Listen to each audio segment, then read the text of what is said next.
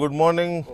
Welcome to the debate. ఇవాళ డిబేట్లో మాల్యాద్రి గారు Telugu Desam party knowledge centre chairman, అలాగే లక్ష్మీపతి రాజు గారు భారతీయ జనతా పార్టీ అధికార ప్రతినిధి, లక్ష్మణ్ గారు రాజకీయ విశ్లేషకులు, అండ్ రవిచంద్రారెడ్డి గారు వైఎస్ఆర్ కాంగ్రెస్ పార్టీ జాతీయ అధికార ప్రతినిధి, అండ్ శివశంకర్ గారు జనసేన అధికార ప్రతినిధి ఇవాళ మనకి డిబేట్లో ఉన్నారు. ముందుగా నిన్న ఢిల్లీ ముఖ్యమంత్రి అరవింద్ కేజ్రీవాల్ ఆంధ్రప్రదేశ్లో ఎన్నికల ప్రచారంలో పాల్గొన్నారు. తెలుగుదేశం పార్టీకి మద్దతుగా ఆ పార్టీ అధ్యక్షుడు చంద్రబాబు నాయుడుతో పాటు రోడ్ షోల్లో, అలాగే కొన్ని ఇంటరాక్షన్ మీటింగ్స్లో నార్త్ ఇండియన్స్ ఎక్కడెక్కడైతే ఉన్నారో వాళ్ళందరినీ జాయిన్ చేసి ఒక ఇంటరాక్షన్ మీటింగ్లో కూడా పాల్గొని చేసిన కొన్ని సూచనలు కావచ్చు, కొన్ని ప్రసంగాలు కావచ్చు మోడీ టార్గెట్గా సాగాయి.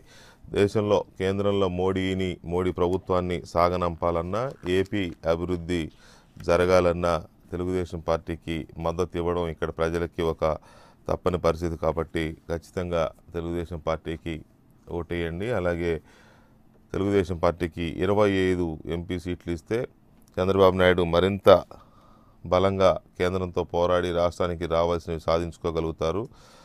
అది జగన్కి ఓటేస్తే మోడీకి వేసినట్టే అంటూ అరవింద్ కేజ్రీవాల్ మరి చేసిన ప్రసంగాలు కొంచెం ఆసక్తికరంగా ఉంటాయి. అలాగే ఆంధ్రప్రదేశ్ది ఢిల్లీది ఒకటే తరహా వ్యవహారం. ఎందుకంటే ఆంధ్రప్రదేశ్కి ప్రత్యేక హోదా ఇస్తామని ఎన్నికల హామీలో చెప్పి మోసం చేశారు. అలాగే ఢిల్లీకి పూర్తి స్థాయి రాష్ట్ర హోదా ఇస్తామని చెప్పిన బీజేపీ ఎన్నికల ప్రచారంలో చెప్పి తర్వాత అది కేంద్రంలో అధికారంలోకి వచ్చిన తర్వాత అది ఇవ్వకుండా మోసం చేశారు. కాబట్టి ఈ రెండు రాష్ట్రాలది ఒకటే పరిస్థితి. చంద్రబాబు నాయుడుది తనది ఒకటే పోరాటం. అదేమని అడిగితే వివిధ రకాల కేసులు, వివిధ రకాల సంస్థల పేర్లతో వేధించే ప్రయత్నాలు జరుగుతున్నాయి అంటూ ఒక సిమిలారిటీని కూడా ప్రజల ముందు పెట్టారు అరవింద్ కేజ్రీవాల్. లక్ష్మీనారాయణ గారు, అరవింద్ కేజ్రీవాల్ రావడము, ఆ ప్రసంగము, ఈ రెండింటి మీద మీ విశ్లేషణ ఏంటి? ఎంతవరకు ఇది ఓటర్ని టచ్ చేసే అవకాశం ఉంది? గత కొంతకాలం నుంచి బీజేపీ నేతృత్వంలోని ఎన్డీఏ కూటమి ప్రభుత్వం, మోడీ గారి ప్రభుత్వం అమలు చేస్తున్నటువంటి ప్రజా వ్యతిరేక విధానాలకు ప్రతిఘటనగా దేశంలో ఒక రాజకీయ ప్రత్యామ్నాయాన్ని రూపొందించాలనే ప్రయత్నాలు చేస్తున్నారు. ఆ ప్రయత్నాల్లో టీడీపీ, కాంగ్రెస్తో పాటు ఆప్ కూడా ఉన్నది, అలాగే ఇతర పార్టీలు కూడా. వాళ్ళు ఒక కూటమిగా ఏర్పడి ఒక కనీస ఉమ్మడి కార్యక్రమాన్ని కూడా రూపొందించుకోవడానికి రాహుల్ గాంధీ గారికి బాధ్యత అప్పగించినట్లు కూడా మనం ప్రసార మాధ్యమాల్లో చూసాం. ఎన్నికల తర్వాత వాళ్ళందరూ కూడా ఒక కూటమిగానే ప్రభుత్వాన్ని ఏర్పాటు చేస్తామనేటువంటి మాట చెబుతున్నారు. ప్రధానమంత్రిని కూడా ఎన్నుకుంటాము ఆ సందర్భంలో అని. కలకట్టాలో కలిశారు, బెంగళూరులో కలిశారు, ఢిల్లీలో పలుసార్లు కలిశారు. అందువల్ల ఉమ్మడి ఆలోచన కలిగినటువంటి నాయకులు ఇప్పుడు మొదటి దశలో ఎన్నికలు జరుగుతున్న ఆంధ్రప్రదేశ్కి ఇటీవలే ఫరూక్ అబ్దుల్లా గారు వచ్చారు, ఇప్పుడు కేజ్రీవాల్ గారు వచ్చారు, ఇతరులు కూడా రావచ్చు. ఆ అభిప్రాయాలని ప్రజల్లోకి తీసుకెళ్లడం ద్వారా, విజయాన్ని సాధించడం ద్వారా వాళ్ళ కూటమి ప్రయత్నాలకి సానుకూల ఫలితాలు తెచ్చుకోవడానికి చేస్తున్నటువంటి కృషిగా నేను చూస్తున్నాను. రెండవది, ఆయన ప్రసంగాన్ని చూసినప్పటికీ వాస్తవం ఢిల్లీకి రాష్ట్ర స్థాయి హోదా ఇవ్వకుండా ఇవాళ ఉడకాడిస్తున్నటువంటి కేంద్ర ప్రభుత్వం, పోలీసులు కూడా ప్రభుత్వం యొక్క అధీనంలో ఉండరు, అనేక సమస్యలు సృష్టిస్తున్నారు. ఆయన కడకు లెఫ్టినెంట్ గవర్నర్ ఇంటర్వ్యూ కూడా దొరకకపోతే ఆందోళన చేసినటువంటి సందర్భం. ఈ సందర్భంలో చంద్రబాబు నాయుడు గారు, ఇతరులు కూడా పోయి సంఘీభావం తెలియజేశారు.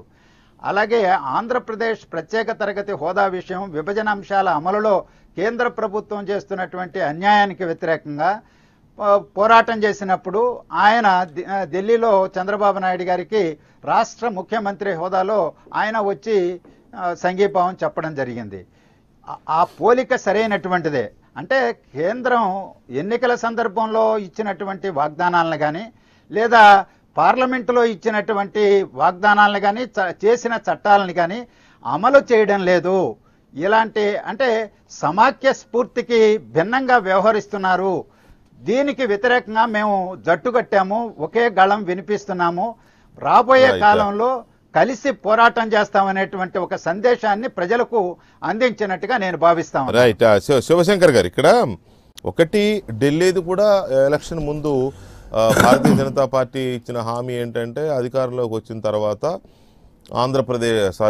ఢిల్లీ రాష్ట్రానికి పూర్తి స్థాయి రాష్ట్ర హోదా ఇస్తాము, అన్ని రకాల అధికారాలు ఢిల్లీ ప్రభుత్వానికి ఇస్తామని చెప్పిన మాట.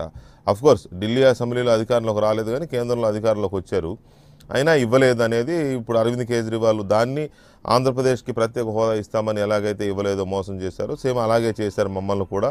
కాబట్టి రెండు రాష్ట్రాలది మా ఇద్దరిది ఒకటే తరహా ఆవేదన లేకపోతే పోరాటం. దాంతోపాటు కేసులని, దాడులని, సిబిఐ రైడ్స్ అని సాక్షాత్తు సెక్రటరియట్ మీదనే చూసాం మనం, చీఫ్ సెక్రటరీ ఆఫీస్ మీదే దాడి చేయడం ఢిల్లీలో. ఇలాంటివన్నీ చేస్తూ ఒక రకమైన సిమిలారిటీస్ చూపిస్తూ మోడీని గద్దెదించాలంటే ఏపీలో టీడీపీకి, ఢిల్లీలో అలాగ ఏఏపీకి ఎలాగ అడుగుతారు కదా ఆయన. సో ఇది ఇప్పుడు వ్యక్తిగతంగా అరవింద్ కేజ్రీవాల్ అంటే ఒక చరిష్మా ఉంది దేశం మొత్తం, ఆయన పార్టీకి ఎంత స్టేక్ ఉంది ఇక్కడ అది పక్కన పెడితే వ్యక్తిగతంగా అరవింద్ కేజ్రీవాల్ అంటే తెలిసిన వ్యక్తి, అందరికీ ఓ సంచలనం సృష్టించిన వ్యక్తిగా ఈ రకమైన సిమిలారిటీస్తో చేసిన ప్రచారం మళ్ళీ వస్తారు, ఇంకో రౌండ్ వస్తారంట ఇంకో 4 రోజుల తర్వాత. ఎంతవరకు తెలుగుదేశం పార్టీకి లాభించే అవకాశం ఉంది, లేదు ఎంతవరకు బీజేపీకి వ్యతిరేకంగా ప్రజలు దాన్ని ఒక టర్న్గా తీసుకునే అవకాశం ఉంది?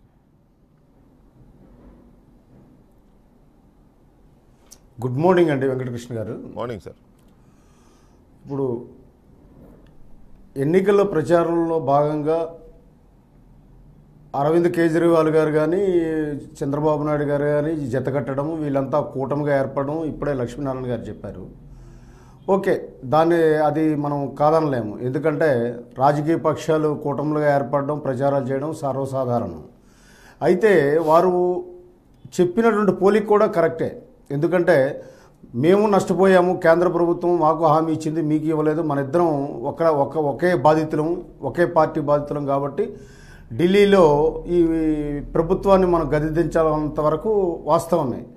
కానీ ఆంధ్రప్రదేశ్లో చంద్రబాబు నాయుడికి 25 ఎంపీలు ఇమ్మనం అనడం మాత్రం అది కరెక్ట్ కాదండి. ఎందుకంటే అరవింద్ కేజ్రీవాల్ గ్రామ స్వరాజ్, సుపరిపాలన, తర్వాత అవినీతికి వ్యతిరేకంగా మాట్లాడి అధికారంలోకి వచ్చినటువంటి వ్యక్తి. ఆంధ్రప్రదేశ్లో ఆయనకి ఎవరికైనా సపోర్ట్ చేయాలి అని అంటే ఒక్క జనసేన పవన్ కళ్యాణ్ గారికి సపోర్ట్ చేయాలి తప్ప వేరెవరిని ఆయన సపోర్ట్ చేయడానికి ఆస్కారం లేదు. కానీ ఆయన అధికారమే పరమావధిగా 25 సీట్లు చంద్రబాబు నాయుడుకి ఇస్తే అప్పుడు బాగుపడుతుంది ఆంధ్రప్రదేశ్ అనడం అన్నది అది చాలా రష్వ దృష్టి సూచిస్తుంది అరవింద్ కేజ్రీవాల్ గారిది. అది ఎంత మాత్రం ఆంధ్రప్రదేశ్ ప్రజలు యాక్సెప్ట్ చేయరండి, అది ఆమోదయోగ్యం కాదు, ఆయనకి అది తగదు. ఆయన మాట్లాడింది, కేంద్ర ప్రభుత్వం మాట్లాడినవన్నింటినీ మేము అంగీకరిస్తున్నాం, కరెక్టే. కేంద్ర ప్రభుత్వం ఈ వివక్ష ధోరణిని అదే మేము జనసేన ఎప్పటి నుంచో చెబుతుంది, అధికార పక్షం ప్రతిపక్షం రెండు ఎండగట్టలేకపోయి మెకానిజం ఫెయిల్ అయిందని చెప్పేసి. ఇప్పుడు ఈయన వచ్చి ప్రచారం చేసుకోవచ్చు, ఎన్నికలంటే ఎవరైనా వచ్చి ప్రచారం చేసుకోవచ్చు, స్వేచ్ఛగా వారి సిద్ధాంతాలు భావజాలు చెప్పవచ్చు. కానీ 25 ఎంపీలు చంద్రబాబు నాయుడు గారికి ఇచ్చినట్లయితే ఆంధ్రప్రదేశ్ అద్భుతాలు జరుగుతాయని చెప్పడం అన్నది ఒక రకంగా బాకా ఊదడమే తప్ప ఉపయోగం ఉండదు. శివశంకర్ గారు, రాజకీయాల్లో కూడా సేమ్ సామెతలు, అడగందే అమ్మైనా పెట్టదు. మీరు మాయావతి గారి దగ్గరికి వెళ్ళొచ్చారు కానీ కేజ్రీవాల్ గారి దగ్గరికి వెళ్ళొచ్చారా? కలిసి పనిచేద్దాం, మా రాష్ట్రంలో కూడా రండి కొంచెం అని మీరు ఏమైనా అడిగారా? అడగలేదు. వాళ్ళు ఒక అనుకున్నారు, వాళ్ళు కలిసి పని చేసుకుంటున్నారు, వారి తరఫున వారు వచ్చారు ప్రచారానికి, ఏదో చెప్తున్నారు. మీరు అడగకుండా వచ్చి మీ తరపున 4 మాటలు చెప్పేలా ఏంటి? అంటే సిద్ధాంతాలు, మీ సిద్ధాంతాలు అంటే ఢిల్లీకే పరిమితమా, దేశానికి పరిమితమా? అది అరవింద్ కేజ్రీవాల్ వారు నిర్ణయించుకోవాలి. అంటే వాళ్ళిద్దరి సిద్ధాంతాలు ఢిల్లీ ప్రజల వారిద్దరి సిద్ధాంతం ఒకటే. ఇప్పుడు మోదీని దించడం, మోడీని మళ్ళీ రాకుండా చేయడం అనే ఒక కామన్ మినిమం ప్రోగ్రామ్తో వెళ్తున్నారు. కాబట్టి ఆ ప్రోగ్రాంలో భాగంగా వచ్చారు. మీరేమీ వారిని కలవలేదు, మీ ఎజెండా ఏంటో కూడా వారికి చెప్పలేదు కదా. సో దట్ ఆయన వచ్చి జనసేనకి 25కి 25 ఇవ్వండి చెప్పలేరు. ఎలా చెప్తారు? పైగా మీరు 25 పోటీ చేయట్లేదు కదా. మాది కూటమి ఉంది కదండి, పొత్తులు భాగంగా కూటమి ఉన్న బీఎస్పీతో తేడా ఉండొచ్చు ఆయనకి, బహుజన సమాజ్ పార్టీతో అరవింద్ కేజ్రీవాల్కి విభేదాలు ఉండొచ్చు కదా. సరే, ఎనీవే ఇక్కడున్న సిమిలారిటీస్ ఎంతవరకు ఉపయోగపడుతుంది అనే దాని మీదనే మీకు సిమిలారిటీస్ అంటే నేను అనుకోవడం అండి, అది ఏమాత్రం ఉపయోగపడదు. కాకపోతే అది దేనికి ఉపయోగపడుతుంది అంటే, చంద్రబాబు నాయుడు గారి తరఫున చాలామంది నాయకులు వచ్చి ఇక్కడ ప్రచారం చేస్తున్నారు అన్న ఒక ఇంప్రెషన్కి తప్ప, ఎందుకంటే ప్రత్యేక హోదాను తూట్లు పొడిచింది ఈయనే అని రాష్ట్ర ప్రజలందరికీ తెలుసు, యూటర్న్ తీసుకుంది ఈయననే తెలుసు, ప్యాకేజీకి ఒప్పుకుంది ఈయననే తెలుసు, అసెంబ్లీలో దాన్ని శ్లాఘించింది ఈయనే అని తెలుసు. ఇవన్నీ జరిగిన సంఘటనలు ప్రజలంతా ఇప్పుడు సెలెక్టివ్ యామ్నిషియా లేదండి ప్రజలకి, ఆ విల్ఫుల్ యామ్నిషియా కూడా లేదండి. ఆయనకి విల్ఫుల్ యామ్నిషియా ఉండొచ్చు కానీ ప్రజలకైతే లేదండి. ప్రజలందరికీ జరిగిన సంఘటనలు కానీ జరిగిన వాస్తవాలన్నీ కూడా వాళ్ళ మదిలో ఉన్నాయి, వాటిని ప్రతిబింబిస్తుంది రేపు ఎన్నికలు. ఆయనకి విల్ఫుల్ యామ్నేషియా ఉండొచ్చు కానీ ప్రజలకు ఉంటుందనుకోవడం చాలా పొరపాటు. ఈరోజు మళ్ళీ ప్రత్యేక హోదా నెత్తి మీద వేసుకొని ప్రజల్ని తప్పుదోవ పట్టించి నన్ను మళ్ళీ గెలిపించి 25 సీట్లు వస్తే నేను ప్రత్యేక హోదా తెస్తాను, మీ అందరినీ బాగు చేస్తానని అంటే మొదట మీరు చేసింది ఏమిటి? ఇవన్నీ గమనిస్తున్నారండి ప్రజలు. దానివల్ల ఏం ఉపయోగం ఉంటుందని నేనైతే అనుకోవట్లేదు. ఎంతవరకు అరవింద్ కేజ్రీవాల్ ప్రచారం, ఫరూక్ అబ్దుల్లా ప్రచారం, రేపు మమతా బెనర్జీ ప్రచారం, ఎల్లుండి ఇంకొకరి ప్రచారం ఎంతవరకు తీసుకొస్తారనేది ఒకటి రైట్. ఇందులో రకరకాల వివిధ కొంతమంది నాయకుల గురించి పెద్దగా ఇది లేకపోయినా కేజ్రీవాల్ ఓకే, అందరికీ కొంచెం తెలిసిన నాయకుడిగా, ఒక సంచలనం సృష్టించిన నాయకుడిగా నేమ్ ఉంది. ఇవాళ అతను వచ్చి రావడం అంటే డెఫినెట్గా ఎంతో కొంత మీకు ఎడ్జ్ వస్తుందనే ఉద్దేశంతోనే మీరు తెచ్చుకుని ఉంటారు. మీకు మధ్య కొంచెం అవగాహన కూడా ఉంది సిద్ధాంతపరంగా కానీ, లేకపోతే మోడీ టార్గెటింగ్గా కానీ. కాకపోతే ఇది ఎంతవరకు ఇవాళ వెళ్ళింది అనుకుంటున్నారు జనంలోకి? నిన్నటి ప్రచారం జనం స్పందన ఎలా ఉందనుకుంటున్నారు? శివశంకర్ గారు చాలా పూర్తిగా విరుద్ధంగా మాట్లాడారు. ఇప్పుడు మోడీ గారు ఈ 5 ఏళ్లలో ప్రతిష్టాత్మకమైన రాజ్యాంగ వ్యవస్థలన్నీ కూడా నాశనం చేశాడు, ప్రజాస్వామ్యాన్ని కూనీ చేశాడు. ఈ దేశం యొక్క విశిష్టత, ప్రత్యేకత భిన్నత్వంలో ఏకత్వం. ఆ భిన్నత్వాన్ని దెబ్బగొట్టి ఈ దేశ భద్రతకే ఒక ప్రమాదం తెచ్చాడు. సెక్యులర్ వ్యవస్థని నాశనం చేశాడు. అట్టగే నిరుద్యోగాన్ని 45 ఏళ్ల రికార్డుని బ్రేక్ చేసి నిరుద్యోగం 7.2% పెంచాడు. వ్యవసాయ రంగాన్ని మొత్తం సంక్షోభంలో గురి చేశారు. అట్లాగే యుద్ధ విమానాలలో కూడా అవినీతికి పాల్పడ్డాడు. దేశ భద్రతకు కూడా నేరుగా 45 కాన్వాయ్ పోతూ ఉంటే సిఆర్పిఎఫ్ ఎదురుగుండా ఒక ట్రక్ వచ్చిందంటే ఎంత బలహీనత. అతను రాజకీయాల మీద కేంద్రీకరించాడు తప్ప దేశ భద్రత మీద కానీ, ఆర్థిక వ్యవస్థ మీద కానీ, వ్యవసాయ రంగం మీద కానీ, ఉపాధి కల్పన మీద కానీ అన్నిటిలో ఫెయిల్ అయ్యి అన్ని రాష్ట్రాలను కబ్జా చేయటం, ఒక పొలిటికల్ అతని స్వార్థ ప్రయోజనాలు తప్ప, పార్టీ ప్రయోజనాలు తప్ప దేశ ప్రయోజనాలు పణంగా పెట్టాడు. అన్నీ ఇంత ప్రమాదం ప్రజాస్వామ్యానికి వచ్చిన తర్వాత, దేశానికి వచ్చిన తర్వాత దేశభక్తులుగా ఉన్నవాళ్ళు, ప్రజల్ని రక్షించాలనుకునేవాళ్ళు, ప్రజాస్వామ్యాన్ని రక్షించుకోవాలనుకునేవాళ్ళు దించేయాలి. అందులో ఆది నుంచే ఈరోజు అతను మోడీ యొక్క దాడులకు గురవుతున్నాడు. అతనికే కొన్ని ఆశయాలు ఉన్నాయి. ఈ రకంగా ఈ లక్ష్యాలు కలిగిన వాళ్ళందరూ ముందు ప్రజాస్వామ్యం రక్షించుకుంటేనే ఏదైనా ఉంటుంది, రాజ్యాంగాన్ని రక్షించుకుంటేనే ఏదైనా తర్వాత అనే లక్ష్యంతో అందరం కలిసాము. అందులో చంద్రబాబు నాయుడు గారి అనుభవం దృష్ట్యా వారికి ఉన్న 25 స్థానాలు ఇస్తే ఏర్పడబోయే ప్రభుత్వంలో, మోడీకి వ్యతిరేకంగా ఏర్పడబోయే ప్రభుత్వంలో ఆయన ఒక బ్యాలెన్సింగ్ యాక్ట్ని నిర్వహించగలడు. ఆ ప్రభుత్వం 5 ఏళ్ళు సజావుగా జరగటానికి ఆయనకు కానీ బలాన్ని ఇచ్చినట్టయితే ఆ ప్రభుత్వాన్ని మొత్తం యూనిటీ చేయటంలో 25 మంది పాత్ర కీలకంగా ఉంటుంది. అందువలన విధానాలను రూపకల్పన చేయడానికి కానీ, తర్వాత ఏమీ లోకలు రాకుండా వాటన్నిటిని కూడా అంటిపెట్టడానికి కానీ ఈ చంద్రబాబు నాయుడు గారి బలం చాలా కీలకం అనేది వారి యొక్క ఉద్దేశం. అందుకోసం 25 సీట్లు ఇవ్వమని చెప్పి కోరుతున్నారు. మొత్తం ఒక దేశ ప్రయోజనాలు, పార్టీ ప్రయోజనాలు తర్వాత ఆ దేశ ప్రయోజనాల దృష్ట్యా అతను ఒక దేశభక్తి కలిగిన వాడు, కొన్ని సిద్ధాంతాలు విలువలు కలిగిన వాడు. అందువల్ల చంద్రబాబు నాయుడుకి 25 సీట్లు ఇవ్వమని కోరాడు. రెండోది ఆయన చెప్పిన ఒక మంచి మాట ఏంటంటే, జగన్కు ఓటేస్తే మోడీ గారికి వేసినట్టే. ఇన్ని ప్రమాదాలు తెచ్చిన మోడీ పట్ల జగన్ గారు ఈరోజు కొల్లుడైపోయాడు.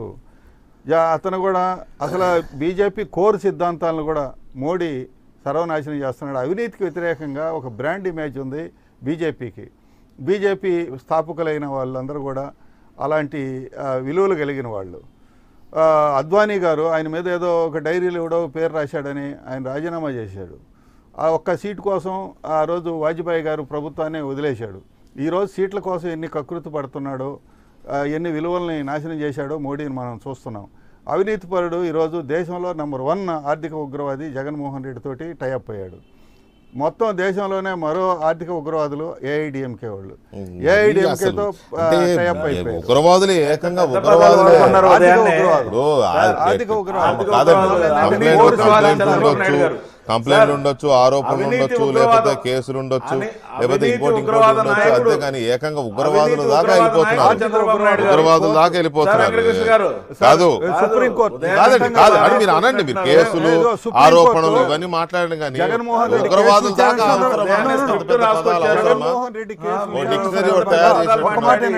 జగన్మోహన్ రెడ్డి కేసు విచారణ సందర్భంగా సుప్రీంకోర్టు జడ్జ్ ఆర్థిక ఉగ్రవాదుల పట్ల చంద్రబాబు నాయుడు గారు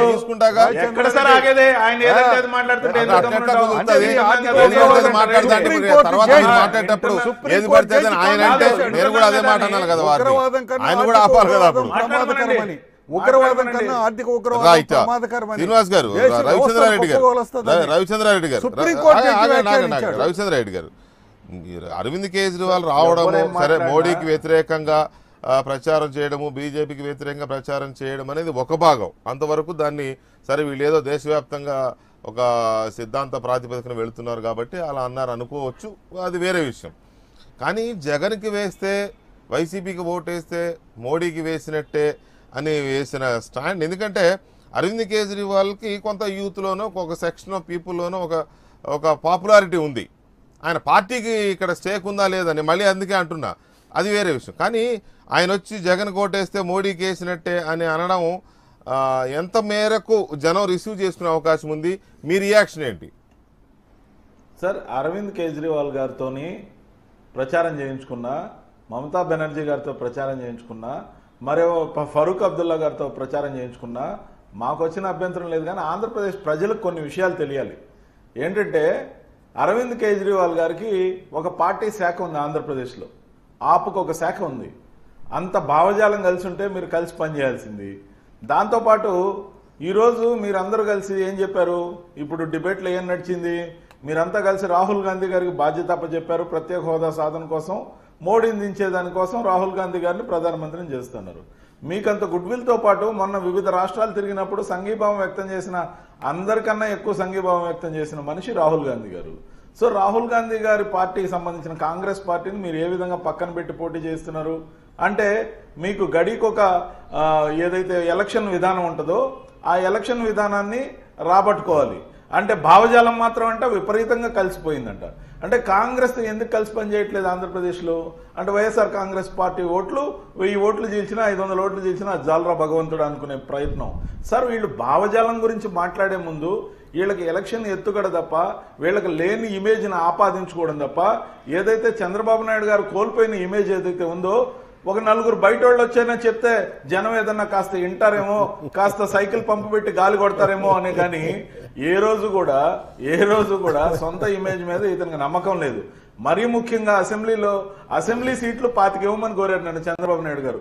బహుశా అసెంబ్లీ సీట్లే 25 సీట్లు ఆయనకి ఇవ్వమని చెప్పినట్టున్నారు చంద్రబాబు నాయుడు గారికి మద్దతుగా.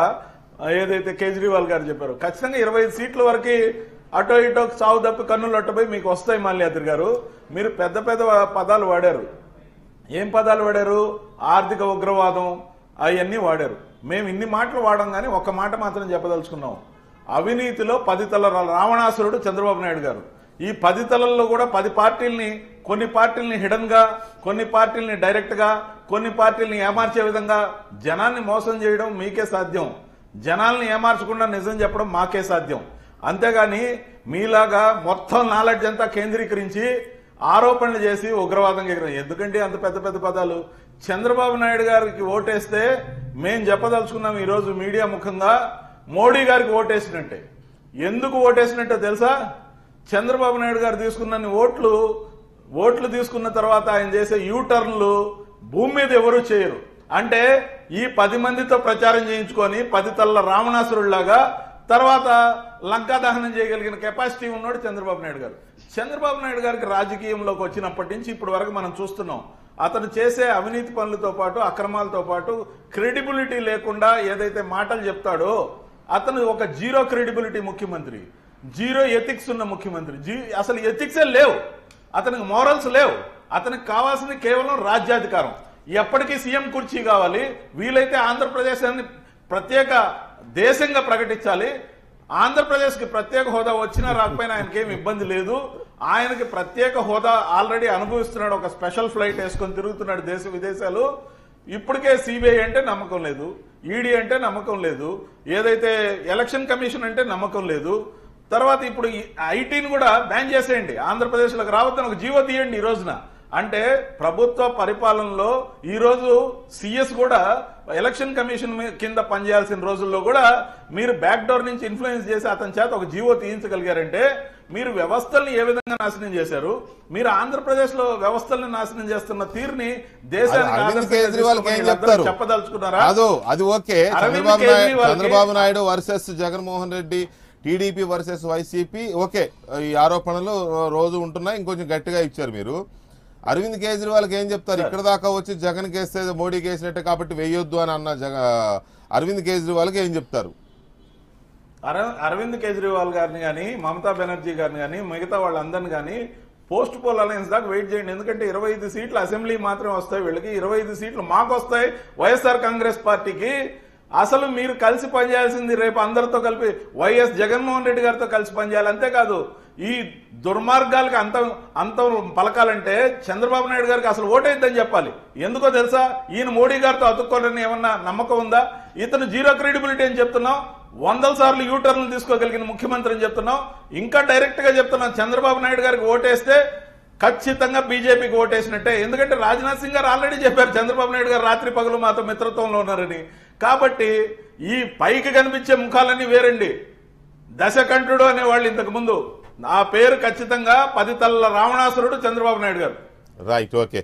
రాజా గారు ఇంకా డైరెక్ట్ మీరు వెళ్ళిపోవచ్చు జనంలోకి. అదేదో వెళ్ళి ఆయనేమో జగన్కి వేస్తే మాకేసినట్టు అంటున్నాడు, ఈయనేమో చంద్రబాబుకి వేస్తే మాకేసినట్టు అంటున్నారు. ఇక వాళ్ళు వీళ్ళు వయా మీడియా ఎందుకు డైరెక్ట్ మాకేయండి అని మీరు అడిగేయండి. ఎందుకు అనవసరంగా? ఇప్పుడు వైసీపీ వచ్చి చంద్రబాబుకి వేస్తే మోడీకి వేసినట్టే అంటున్నారు కదా, వీళ్ళు వచ్చేమో జగన్ కేస్తే మోడీకి వేసినట్టే అంటున్నారు కదా. ఎందుకు జగన్ కేసి మోడీకి వేయడం ఎందుకు, చంద్రబాబు కేసి మోడీకి వేయడం ఎందుకు? మీరు డైరెక్ట్ అయిపోండి. వాళ్ళు వీళ్ళు ఎందుకు డైరెక్ట్ మాకు వేసేయండి అని చెప్పి అడిగేయండి. You have every right. అందుకనే Venkatakrishna garu, you have every right. Thank you, మీకు ధన్యవాదాలు. ఆంధ్రప్రదేశ్లో భారతీయ జనతా పార్టీ అదే చెప్తా ఉంది. ఇవాళ జగన్మోహన్ రెడ్డికి ఓటేసి ఏదో కేసీఆర్కి ఓటేస్తాము, కేసీఆర్కి ఓటేసినట్లే తద్వారా మోడీకి వేసినట్లే అని గౌరవ తెలుగుదేశం పార్టీ అధ్యక్షులు ఆయన పొద్దున మధ్యాహ్నం సాయంత్రం రాత్రి పడుకునే ముందు కూడా ఈ ప్రచారం. ఇప్పుడు సోదరుడు రవిచంద్రారెడ్డి గారు కూడా రాత్రి ఏదో కొద్దిగా కల వచ్చి ఉంటుంది, లేకపోతే భయం వచ్చి ఉంటుంది. నిమ్మ గెలుస్తామా లేదా, కేజ్రీవాల్ వచ్చాడు, ఇంకో వాళ్ళు వచ్చాడు, ఇంకో డీల్ వచ్చాడు, ఇంకో ఫీల్ వచ్చాడని. ఏంటి ఈ పరిస్థితుల్లో ఇవాళ దిగజారిన రాజకీయాలు తెలుగుదేశం పార్టీ వైఎస్ఆర్సీపీ ఆంధ్రప్రదేశ్లో నిర్వహిస్తుంది అనటానికి ఈ యొక్క ఆరోపణలే. అందుకనే భారతీయ జనతా పార్టీ ఏమన్నా అంటే మీ తెలుగుదేశం పార్టీ లాగా కానీ, మీ వైఎస్ఆర్సీపీ లాగా కానీ, లేదా మీ టీఆర్ఎస్ తెలంగాణ రాష్ట్ర సమితి లాగా కానీ, మీ మిత్రుడో శత్రుడో మాకు తెలియదు. ఈ దుకాణం మాకు తెలియదు, వినండి చెప్తాను. అది కూడా ఈ దుకాణం సోదర రవిచంద్ర ఒక్క నిమిషం, వాళ్ళెవరు అనలేదు కదా, వాళ్ళెవరు అనలే. పవన్ కళ్యాణ్ వేస్తే మోడీకి వేసినట్టు ఎవరు అనలేదు కాబట్టి లేవండి. రవిచంద్రారెడ్డి గారు పవన్ కళ్యాణ్ గారికి మీ రెండు పార్టీలకి వేరు, ఈ లిస్ట్ వేరులే. రవిచంద్ర గారు మీరు ఈ వైఎస్ రేపు తెలుగుదేశం పార్టీ ఆంధ్రప్రదేశ్ లో రాదు. ఒకవేళ పొరపాటున వచ్చిందనుకోండి వైఎస్ఆర్సీపీ నిలువున 30 మంది తెలుగుదేశంలో చేస్తారు. లేదు వైఎస్ఆర్సీపీ అధికారంలో ఆంధ్రప్రదేశ్లోకి వస్తే తెలుగుదేశంలో గెలిచిన మీరు చెప్పిన 30, 60, 50 నాకు తెలియదు కానీ ఫిగరు వీళ్ళల్లో మళ్ళీ 30 మంది అటు చేరతారు. తీసుకోరు ఆంధ్రప్రదేశ్ వాడు తీసుకుంటారు సార్. మీకు రాజకీయం సార్. వెంకటకృష్ణ మీరు సీనియర్ జర్నలిస్ట్ అయ్యండి. ఎన్నికలకు ముందుకు ఒక స్ట్రాటజీ తీసుకోము. రవిచంద్రారెడ్డి గారు ఆత్మ విమర్శ చేసుకో, ఆత్మ చంపుకోవద్దు. మీరు ఇప్పటిదాకా రుచి చూడరా? చికెన్, మటన్, ఫిష్, ఫ్రాన్స్ రుచి చూడలా. అధికారం అనే ఈ ఫిష్, ఫ్రాన్స్, చికెన్, మటన్ రుచి చూసిన తర్వాత ఖచ్చితంగా 100కి 100% ఇవన్నీ ఉండదు. రాష్ట్ర ప్రజలు కోరుకుంటున్నారు. మీరు సద్బ్రాహ్మణుడు అనుకున్నా. నేను సద్బ్రాహ్మణుడే కానీ వాస్తవం చెప్తున్నా. నాకు టేస్ట్ తెలుసు కానీ తినను, ఆస్వాదిస్తాను కానీ ఆనందపడతాను కానీ అవసరం వస్తే వడ్డిస్తా. ఎందుకంటే వీఆర్ పబ్లిక్ లైఫ్. ఒక రెండోది అదేలే, రాష్ట్రంలో అధికారం లేకపోయినా కేంద్రంలో అధికారం ఉండడం వల్ల అధికారం అంటే ఎలా ఉంటుందో చూశారు కదా, ఇది కూడా అంతే. కేంద్రంలో అధికారంలో నరేంద్ర మోడీ తిరిగి రావటం ఖాయం. ఆంధ్రప్రదేశ్లో కూడా భారతీయ జనతా పార్టీ కీలక పాత్ర పోషిస్తుంది. చాలా మంది మమ్మల్ని అవహేళన చేస్తూ మేము స్వతంత్రంగా పోటీ చేస్తున్నాం. ఆంధ్ర రాష్ట్ర ప్రజానీకానికి ఏపీ 24/7 ద్వారా వెంకటకృష్ణ గారి సాక్షిగా భారతీయ జనతా పార్టీ సామాన్య మధ్యతరగతి కార్యకర్తలకు ఓటేస్తే, ఈ కోట్లు కుమ్మరించే ఇటువంటి వ్యక్తులు కనుక చేస్తే వాళ్ళు అమ్మేసుకుంటారు. మనల్ని కూడా అమ్మేస్తారు, మన తల్లు కూడా అమ్మేస్తారు. దయచేసి భారతీయ జనతా పార్టీ ఓటేయండి. నెంబర్ 1. నెంబర్ 2, కేజ్రీవాల్ గారు యూపీఏలో ఉన్నారు. కేజ్రీవాల్ గారు యూపీఏలో ఉన్నారు. యూపీఏలో భాగస్వామ్య పక్షము రాహుల్ గాంధీ నాయకత్వం, అక్కడేమో కౌగిలిస్తున్నారు రాహుల్ గాంధీని. ఆంధ్రప్రదేశ్లో ఎందుకు వ్యతిరేకిస్తున్నారు? నెంబర్ 1. నెంబర్ 2, తెలుగుదేశం పార్టీ కూడా గమనించాల్సింది.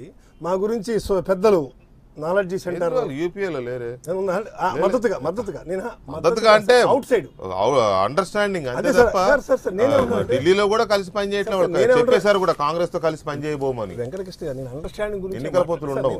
వెంకటకృష్ణ గారు అందుకనే మాట్లాడుతున్నాను. నిజంగా కేజ్రీవాల్ టీడీపీ స్టాండ్ ఏంటో ఆప్ పార్టీకి గనక నిజంగా గనక చిత్తశుద్ధి ఉండి చంద్రబాబు నాయుడు మీద నమ్మకం, విశ్వాసం, నీతివంతమైన పార్టీ అని అనుంటే, కేజ్రీవాల్కి అసలు అన్నా హజారే దెబ్బకి కేజ్రీవాల్ కూడా అసలు నీతిపరుడు కాదని అన్నా హజారే చెప్పాడు. మేము చెప్పలా. ఆ పార్టీ వ్యవస్థాపక అధ్యక్షుడు చెప్పాడు, నాయకుడు, ఆదర్శ పురుషుడు. ఎట్ ది సేమ్ టైం ఆంధ్రప్రదేశ్లో వచ్చాడు కదా ఆయన అధ్యక్షుడు, ఆయనకి అన్ని అధికారాలు ఉన్నాయి కదా.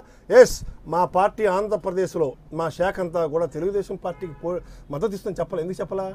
దానికి ఉన్న రహస్యం, గూఢాచార వ్యవహారం ఒకటి. నిన్న జమ్మూ కాశ్మీర్ మాజీ ముఖ్యమంత్రి వచ్చాడు.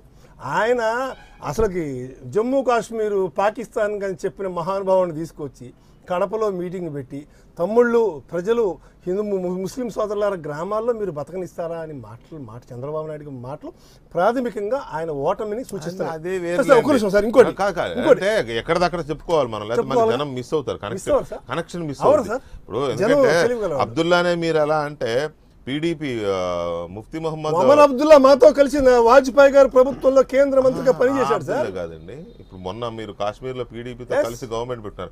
పీడీపీ అంటేనే పాకిస్తాన్ పార్టీ. అది పాకిస్తాన్ పార్టీని మెడలో వంచి జై భారత్ అనిపించాం, జాతీయ జెండా ఎగరేసాం. అది మా క్రెడిబిలిటీ. ఒకటి. రెండోది, మాల్యాద్రి గారు మా మీద చాలా విమర్శలు చేశారు. ఏంటి సీట్ల కక్కుర్తి అని 23 మందిని కక్కుర్తి పడి మేమే తీసుకున్నాం అంటే మీ వరుసగా లిస్టు రాసుకున్నాం. ఎందుకంటే మీరు మొన్న ఏమైనా సలహా ఇచ్చారు, రాసుకో రాజా అన్నారు. నేను రాసుకో రాజా అన్న కూడా అంటున్నా. నేనే వ్యవసాయాన్ని ఆంధ్రప్రదేశ్లో భ్రష్టు పట్టించింది మీరు. భూసార పరీక్షలు, భూమి సారవంతమైన పరీక్షలకి కేంద్ర ప్రభుత్వం ఇచ్చిన ₹1,000 కోట్ల ఏ అకౌంట్ లో భూసార పరీక్షలకు ఇచ్చిన ₹1,000 కోట్లు అంటే 4 సున్నాలు వస్తే వేలే సార్. వెంకటకృష్ణ గారు మీకు నాకు తెలుసు. 1000 కోట్లు సార్, 1000 కోట్లు ఇచ్చారు సార్, 2,000 కోట్లు ఇచ్చారు సార్. నాలెడ్జి సెంటర్ మాల్యాద్రి గారు ఫోన్ లో ఉంటది. ఆంధ్రప్రదేశ్ లో భూసార పరీక్షలకి కేంద్ర ప్రభుత్వం వ్యవసాయ రంగానికి ఇచ్చిన డబ్బులని మీరు ఎక్కడ ఖర్చు పెట్టారు? సార్, నువ్వు చెప్పే పంటల బీమా పథకం నీది కాదు చంద్రబాబు నాయుడు గారు. నువ్వు స్టిక్కర్ ముఖ్యమంత్రి. ఫసల్ బీమా పథకాన్ని స్వచ్ఛందంగా, నీతిగా, నిజాయితీగా అమలు చేస్తుంది కేంద్రంలో నరేంద్ర మోడీ ప్రభుత్వం. 3, ఇంత మీరు ప్రజల గురించి గుండెలు కొట్టుకుంటారే, ఈ మార్కెట్ విధానం ద్వారా నువ్వు పండించిన పంటని ఈ దేశంలో ఎక్కడైనా అమ్ముకోవచ్చు. ఆంధ్రప్రదేశ్లో కేంద్ర ప్రభుత్వం అమలు చేసిన ఈ మార్కెటింగ్ విధానాన్ని ఎన్ని కేంద్రాలు అమలు పెట్టారు, ఎన్ని కేంద్రాలు అమలు చేశారు, ఎందుకు మీరు ఈ మార్కెట్ ద్వారా కాకుండా అక్కడ ఉన్నటువంటి రైతుల్ని మోసం చేస్తూ బ్రోకర్లు, దాన్ని ఏమంటారు, బ్రోకర్లు అంటారా, మధ్యవర్తులు అంటారా, వీళ్ళని ఎందుకు ప్రోత్సహిస్తున్నారు? వాళ్ళ దగ్గర నుంచి మీ నాయకులకి ఏమేమి ముడుతున్నాయి? అంటే ఎందుకు అనాల్సి వస్తుందంటే వ్యవసాయ రంగాన్ని ఆంధ్రప్రదేశ్లో భ్రష్టు పట్టించి ఇవాళ భ్రష్టు పట్టించింది చంద్రబాబు నాయుడు గారు, నాడు భ్రష్టు పట్టించింది చంద్రబాబు నాయుడు గారు. అలాగే అవినీతి గురించి చెప్తున్నారు ఏఐఏడిఎంకే పార్టీ అవినీతిని. అరే కనిమొళి, రాజా, స్టాలిను జైలుకి వెళ్ళి వచ్చి జైళ్లలో ఉన్న వ్యక్తులు చంద్రబాబు నాయుడు తెలుగుదేశం పార్టీకి ఆదర్శవంతమైన పురుషులు, యుగ పురుషులు. వాళ్ళని కూడా తీసుకొచ్చి ప్రచారం చేయండి. బీహార్ లల్లూ ప్రసాద్ యాదవ్ కూడా స్టార్ క్యాంపెయినర్ గా చెప్పండి.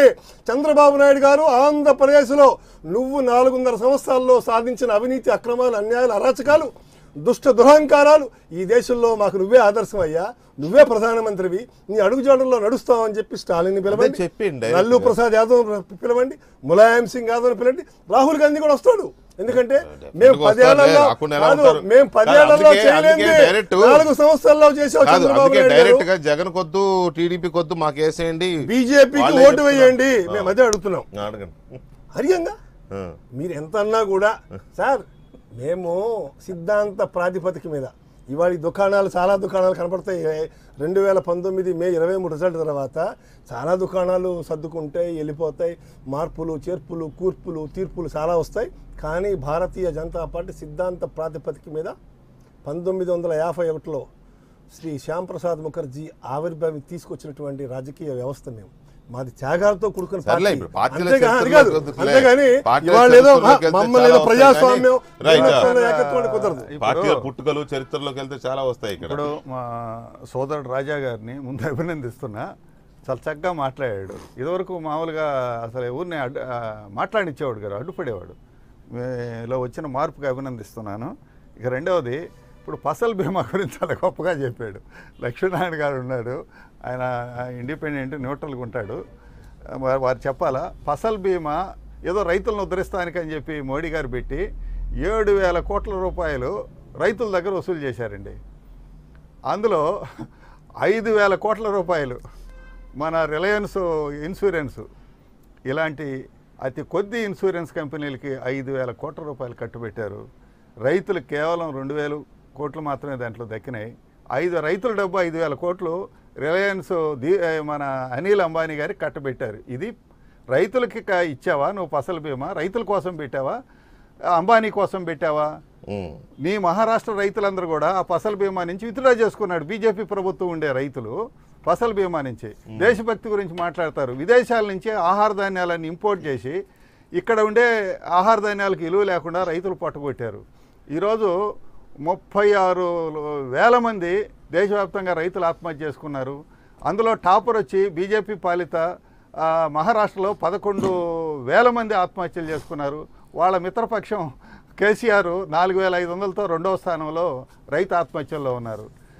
మరి ఇంకో మిత్రపక్షం జగన్ గారి తండ్రి హయాంలో 14,500 మంది ఆంధ్ర రాష్ట్రంలో ఆత్మహత్యలు చేశారు.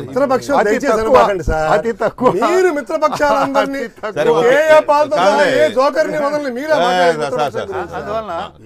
ఇప్పుడే మీకు కితాబ్ ఇచ్చారు, మీరు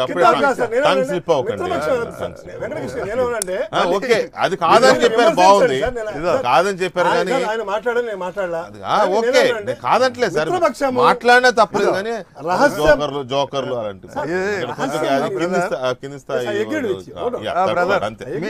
మీరు చెప్పినట్టే ఇప్పుడు పార్టీలు విధానాలు ఈ లెక్కలు డాటాలు ఇవన్నీ ఎప్పుడు ఉండేవి. ఒకటే విషయం ఏంటంటే ఇవాళ తెలుగుదేశం రవిచంద్రారెడ్డి కూడా ఒక మాట చెప్పాలి. మా మిత్రుడు మేము ఇద్దరం, ఈ రవిచంద్రారెడ్డి గారు చంద్రబాబు నాయుడు గారికి ఇమేజ్ లేదు, క్రెడిబిలిటీ లేదు. ఎస్, జగన్మోహన్ రెడ్డికి ఉండే ఇమేజ్, జగన్మోహన్ రెడ్డికి ఉండే క్రెడిబిలిటీ చంద్రబాబు నాయుడికి లేదు. ఇది హత్యా రాజకీయాలలో 3 తరాల చరిత్ర ఆయనకి లేదు. వాళ్ళు ఏదో రైతు చరిత్ర పాపం 3 తరాల నుంచి. ఏ ఇమేజ్ లేకపోతే 5 లక్షల కోట్ల రూపాయలు పెట్టుబడులు రాజధాని లేని రాష్ట్రానికి, శంషాబాద్ విమానాశ్రయం లేని రాష్ట్రానికి 5 లక్షల కోట్లు పెట్టుబడులు గ్రౌండ్ అయినాయి. శంషాబాదు, హైదరాబాద్ ఉండే వాళ్ళకి 1,00,000 కోట్ల పెట్టుబడులు గ్రౌండ్ అయినాయి. మొత్తం ఒక బ్రాండ్ ఇమేజ్ పెట్టుబడిదారులందరూ ఈరోజు చంద్రబాబు నాయుడు పట్ల విశేషమైన నమ్మకం కలిగి ఉన్నారు. క్రిమినల్స్ అందరూ జగన్మోహన్ రెడ్డి పట్ల విశేషమైన మీ ఇమేజ్ మా చంద్రబాబు నాయుడు గారికి లేదు. జగన్మోహన్ రెడ్డికి ఉండే ఇమేజ్, చిన్నాన్న చనిపోతే చిన్నాన్న ఆధారాలు కడిగేశారు వాళ్ళ మామగారు. ఎవరు ఆయనకి భారతీ తండ్రి శవాన్ని కుట్లేయించాడు. మీలాంటి వారు కూడా బ్యాలెన్స్ కోల్పోయి, లేకపోతే రవిచంద్రారెడ్డి లాంటి వారు కూడా బ్యాలెన్స్ కోల్పోయి ఏది మాట్లాడినా ఎక్కడికి ఏది మాట్లాడినా మళ్ళీ అక్కడికే వస్తున్నారు. ఏం బ్యాలెన్స్ కోల్పోయాను? కాదు, ఇమేజ్ లేదని మా ముఖ్యమంత్రి అరవింద్ రాక్షసుడని సార్ ఏమన్నారు అన్నారు. నేను ఆర్థిక ఉగ్రవాదని ఇదిగో 2012, 2013, 2013 ఆర్థిక నేరాలని మామూలు హత్యల కన్నా తీవ్రమని సుప్రీంకోర్టు అన్నమాట. నిజమే. సుప్రీంకోర్టు నేనేమి కొత్తగా కనిపెట్టిన కాదు. సుప్రీంకోర్టు లేదు కాదు, ఒక్క మాట దయచేసి, కోర్టు కామెంట్ చేసే మాట నిజమే. కానీ ఎన్నికల ముందు వాళ్ళ నాయకుడు మీరు ఆర్థిక ఉగ్రవాది అని అంటే నేను అనేది కోర్టులు అన్నాయండి. ఆ చరిత్ర ఉందండి. 43,000 సహజంగానే వాళ్ళ నాయకుడు అంటే చేయడానికి సుప్రీంకోర్టు జస్టిస్ ఆల్తాఫ్ ఏమన్నాడు? ఇంత దాన్ని కొంచెం ఎందుకు అనవసరం? ఇప్పుడు ఎన్నికల ముందు కాబట్టి మీరు వాళ్ళ నాయకుడు అంటే సహజంగానే దాన్ని కౌంటర్ చేయడానికి, డిఫెండ్ చేయడానికి ఆయన అందులో భాగంగా అన్నారు. మళ్ళీ దానికి మీరని, ఇప్పుడు మీరన్న దానికి మళ్ళీ ఆయనని, ఇక నాకు ఇదే సరిపోతుంది. తెల్లవారులు అవకతలు లేకపోతే తిట్టిపోతలు సరిపోతాయి. అందుకని దయచేసి అక్కడితో ఆపుదాం దాన్ని. ఇంకా చాలు. ఇప్పుడు రాక్షసుడు దశకంఠుడు, రావణుడు. అవునండి. శూర్పణఖ వచ్చి సీతమ్మకి శీలం లేదనంటే ఎలా ఉంటుందో, 3 తరాల నేర చరిత్రలో పుట్టిన ఆయన వచ్చి మమ్మల్ని రాక్షసులంటే ప్రజలు నవ్వుతారు. రేపు మార్చి 11వ తారీఖు సరిపోయింది. కానీ అక్కడికి సరిపోయింది. రవిచంద్రారెడ్డి గారు వదిలేండి. ఇప్పుడు మళ్ళీ మీరంటే అంటాడు అనవసరంగా నాయకుల్ని. ఇప్పుడు మీ 2 పార్టీల అధినేతల్ని ఈ రకమైన రాక్షసులతోనో ఇంకెవరితోనో పోల్చుకోవడం అంత మంచిది కాదు. మీరు ఎక్కువ పోల్చారు అనవసరంగా. వద్దు, అంత పెద్ద పెద్ద పదాలు వద్దు. కాదండి, కాదు. ఆయన విజ్ఞత పాటిస్తే నేను విజ్ఞత పాటిస్తా సార్. ఇప్పుడు మాల్యాద్రి గారిని వ్యక్తిగతంగా గౌరవిస్తాం సార్. కానీ ఆయన విజ్ఞత కోల్పోయి నాలెడ్జ్ సెంటర్ హెడ్ గా ఉన్న మాల్యాద్రి గారు నాలెడ్జ్ ని పక్కన పెట్టి ఏదైతే విమర్శ కోసం తీవ్రమైన పదాలు వాడతారో అప్పుడు మేము మాట్లాడాల్సి వస్తుంది. అందుకనే సుప్రీంకోర్టు వ్యాఖ్యలు నేను ఇప్పుడేం మాట్లాడలేదండి సార్. నేను ఇప్పుడేం మాట్లాడలేదు. అందుకే వదిలేద్దాం. సంజయ్ ఇచ్చుకోవాలి. మా పార్టీ తరపున నేను ఒక సంజయ్ ఇచ్చుకోవాలి. 3 తరాల నేర చరిత్ర అన్నారు. కానీ వైఎస్ కుటుంబంలో 2 పెద్దలు చనిపోయినప్పుడు ముఖ్యమంత్రి గారు చంద్రబాబు నాయుడు గారే ఉన్నారు. చంద్రబాబు నాయుడు గారు ఉన్నప్పుడే జగన్మోహన్ రెడ్డి గారి మీద కూడా హత్యా ప్రయత్నం జరిగింది. అంటే వైఎస్ కుటుంబం అంటే చంద్రబాబు నాయుడు గారికి ఉన్న కక్ష అర్థమవుతుంది. కాబట్టి నేర స్వభావం ఉండేది చంద్రబాబు నాయుడు గారిలో అని జనాలకు తెలియాలని మా ఉద్దేశం. కాబట్టి మేము చెప్తాం, మేము బాధితుల వైపు ఉన్నాం. సరే, మీలాగా హింస మా వైపు లేదు. అయ్యా, కేసులు లేకుండా మేనేజ్ చేసుకోవడం. దాన్ని అక్కడితో ఆపుదాం. ఒకటండి, ఎవరు ఎన్ని చెప్పినా, రవిచంద్రారెడ్డి గారి వైపు నుంచి వారు చెప్పినా, మాల్యాద్రి గారి వైపు నుంచి వీరు చెప్పినా, ఈ రాష్ట్ర రాజకీయాల్లో హత్య రాజకీయాలు పాత్ర చాలా తక్కువ, కొద్దిగా అక్కడక్కడ జరుగుతూ ఉన్నాయి. ఒకటి అది. అవి ఎందుకు జరుగుతాయి, ఎవరు దానికి బాధ్యులు, ఎవరు సిద్ధహస్తులు అనేది ఇక మనం దాన్ని విడమర్చి చెప్పవసలు. ప్రజలు ఆయా పార్టీల అభిమానులు వాళ్ళకు తెలుసు ఏ పార్టీ ఎలా ఉంటుందని. దాని కొంచెం డీప్గా వెళ్ళిపోయి మనం కొత్త బిరుదులు తీసుకొచ్చి 10 తరాలు రావడం ఒకరు, లేకపోతే 3 తరాల వంశం మీదని చెప్పి వారు, ఇవన్నీ వద్దు. ఇంకా జనానికి తెలుసు ఎవరివి హత్య రాజకీయాలు ఉంటాయి, ఏ పార్టీ ఎక్కువగా హత్యలను ప్రోత్సహిస్తుంది. చంద్రబాబు నాయుడు ఉన్నప్పుడు ఎన్ని హత్యలు అయ్యాయి, లేకపోతే రాజశేఖర రెడ్డి గారు ఉన్నప్పుడు ఎన్ని హత్యలు అయ్యాయి, ఆత్మహత్యలు, రైతుల ఆత్మహత్యలు ఎవరప్పుడు ఎక్కువ, ఇవన్నీ ప్రతిదీ ప్రజలకు తెలుసు సార్. మనం అనుకుంటాం ఏదో పిల్లి కళ్ళు మూసుకుని పాలు తాగుతుంది అనుకుంటాం, కానీ మనం ప్రజలకి ప్రతి పాయింట్ సూది గుచ్చినట్టు తెలుసు. కాబట్టి దాన్ని అంతటితో వదిలేసి